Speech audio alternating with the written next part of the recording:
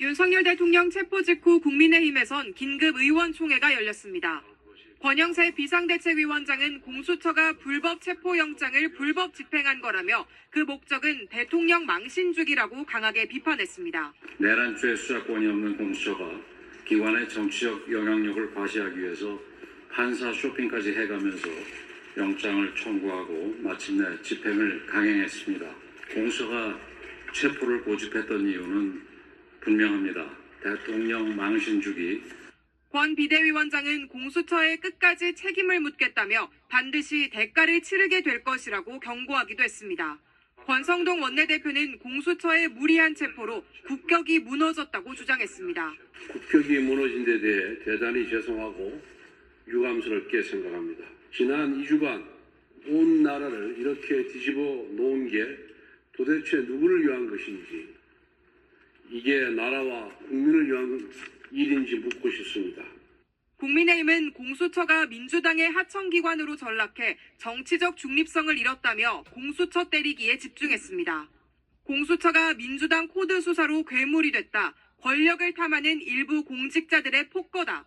당내 중진 의원들은 SNS 등을 통해 이런 주장을 펴기도 했습니다.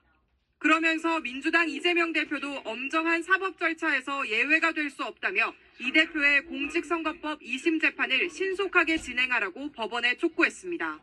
국민의힘은 오늘 오후 오동훈 공수처장과 우종수 경찰 국가수사본부장을 직권남용과 불법 체포 혐의 등으로 서울중앙지검에 고발했습니다.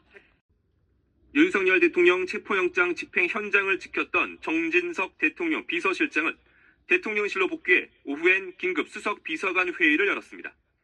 회의엔 신원식 안보실장, 성태윤 정책실장 등이 참석했고 윤 대통령 체포 이후 대통령실의 대책 등을 논의했습니다. 대통령실은 정 실장이 흔들림 없이 각자 자리에서 소임을 다해야 한다고 수석들에게 당부했다고 밝혔습니다. 또 지금 상황에선 국가 안보와 국민 안전을 우선해야 한다고 강조했다고 덧붙였습니다. 정진석 실장은 윤 대통령 체포 상황도 대통령실에 공유했습니다. 윤 대통령은 국민이 다치지 않는 게 가장 중요하다며 체포에 응하기로 결심했고 관저를 떠나기 전에 국민과 함께 끝까지 싸우겠다는 말을 남겼다고 전했습니다. 앞서 공수처와 경찰이 영장 집행을 위해 관저 앞에 도착했던 새벽 시간, 최상목 대통령 권한대행은 불행한 사태 시 엄중히 책임을 물을 것이라는 메시지를 내놨습니다.